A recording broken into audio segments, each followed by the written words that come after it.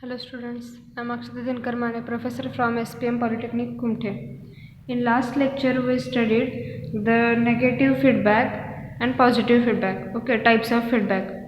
In that we see the negative feedback, its advantages, disadvantages and its application. In this lecture we are going to see the bit or subtopic 3.3 types of negative feedback. Depending upon the types of sampling and mixing networks, the feedback amplifiers are classified into 4 categories. First category is, आपण previous लेक्चरमध्ये काय पाहिलं होतं, negative फीडबॅकचे advantages, disadvantages आणि त्याचे application. आता या लेक्चरमध्ये आपण नेगेटिव्ह फीडबॅकचे टाईप पाहणार आहोत. First one is voltage series feedback, second one voltage shunt feedback, third one is current series feedback and last is current shunt feedback. आता हे टाईप्स कसे डिसाईड झालेले आहेत, तर आपण जे मिक्सिंग आणि सॅम्पलिंग नेटवर्क यूज केलेलं आहे त्यानुसार हे जे टाईप डिसाईड झालेले आहेत. जर आपण व्होल्टेज सॅम्पलिंग जर वापरलं आणि मिक्सिंग करताना म्हणजे मिक्सरमध्ये जर सिरीज मिक्सिंग केलं तर काय होणार आहे, व्होल्टेज सिरीज फीडबॅक. ओके. जर आपण इथे करंट सॅम्पलिंग जर यूज केलं तर काय होणार आहे, करंट सिरीज फीडबॅक.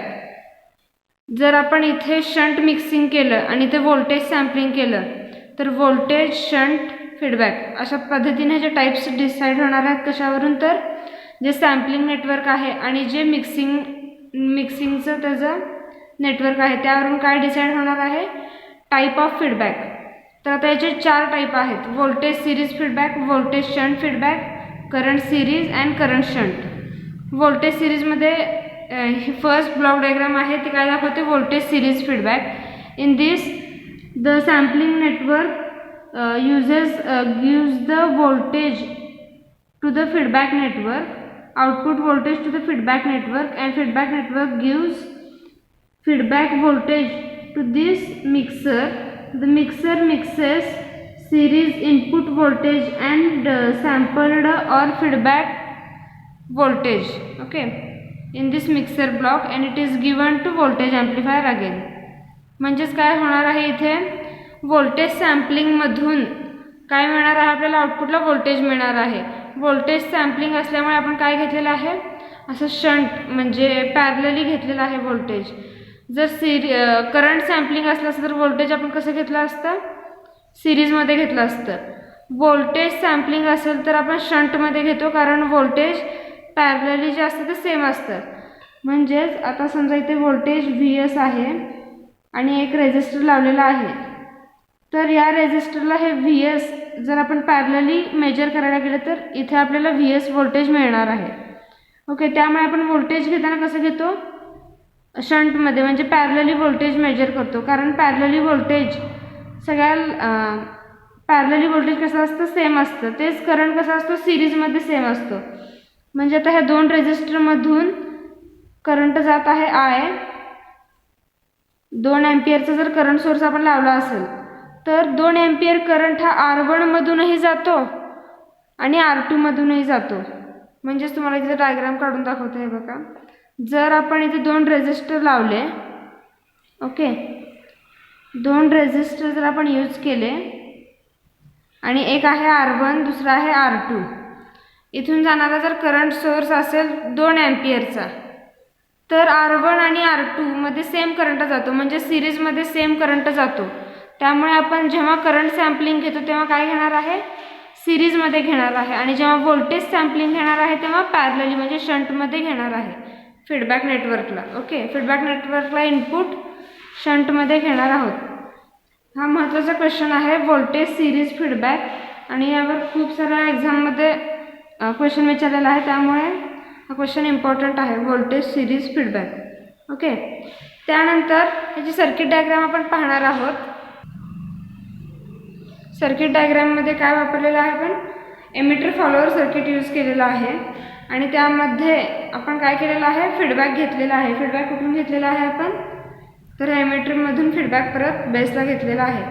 आता जेव्हा आपण व्होल्टेज क्वेश्चन विचारला गेला व्होल्टेज सिरीज फीडबॅक एक्सप्लेन करा, तर त्यामध्ये first block diagram off voltage series, block diagram झाल्यानंतर सर्किट डायग्राम झाल्यानंतर याबद्दल थोडी इन्फॉर्मेशन, म्हणजे कुठला आपण फीडबॅक नेटवर्क म्हणून यापैकी काय यूज केलेलं आहे. इथे आता फीडबॅक म्हणून काय घेतलेलं आहे, एमिटरमधून फीडबॅक घेतलेला आहे.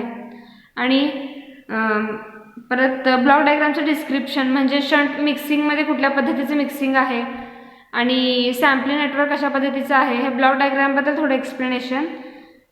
हे झालं की मग हे पॅरामीटर्स, इफेक्ट अँड एक्सप्रेशन हे जर पूर्ण डिफाईन केलं तर आउट मार्क मिळू शकतात. ओके, तर पॅरामीटर काय आहेत, व्होल्टेज गेन काय होणार आहे, जेव्हा व्होल्टेज सिरीज फीडबॅक आपण यूज करतो तेव्हा व्होल्टेज गेन रिड्यूस होणार आहे.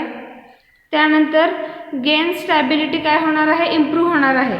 व्होल्टेज गेन रिड्यूस होणार आहे कारण जी गेन आहे ए त्याला divide by 1 plus A beta फॅक्टरने त्याचं काय होणार आहे, डिवाइड झाल्यामुळे गेन रिड्यूस झाली. ओके, त्यानंतर गेन स्टॅबिलिटी इम्प्रूव्ह होणार आहे. नेगेटिव्ह फीडबॅकमध्ये स्टॅबिलिटी इम्प्रूव्ह होते, हे ऑलरेडी आपण डिस्कस केलेलं आहे. त्यामुळे काय झालं इथं, गेन स्टॅबिलिटी इम्प्रूव्ह झालेली आहे. त्यानंतर इनपुट रेझिस्टन्स इन्क्रीज झालेला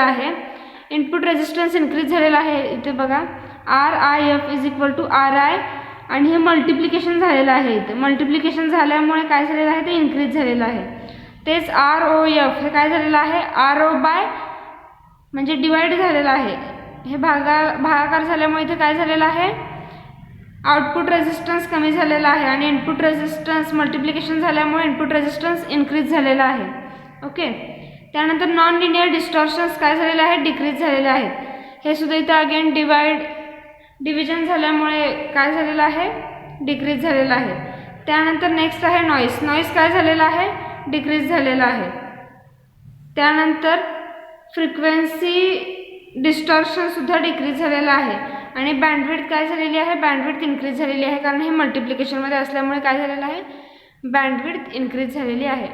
अशा पद्धतीनं आपण व्होल्टेज सिरीज फीडबॅकमध्ये काय काय पाहिलेलं आहे, तर व्होल्टेज सिरीज फीडबॅक जेव्हा असणार आहे तेव्हा त्याची फर्स्ट ब्लॉक डायग्राम झाल्यानंतर सर्किट डायग्राम, तर दोघांचं एक्सप्लेनेशनमध्ये ते आपण कुठले ब्लॉक्स का बरं यूज केलेले आहेत आणि कुठलं नेटवर्क फीडबॅक नेटवर्क म्हणून यूज केलेलं आहे हे लिहायचं.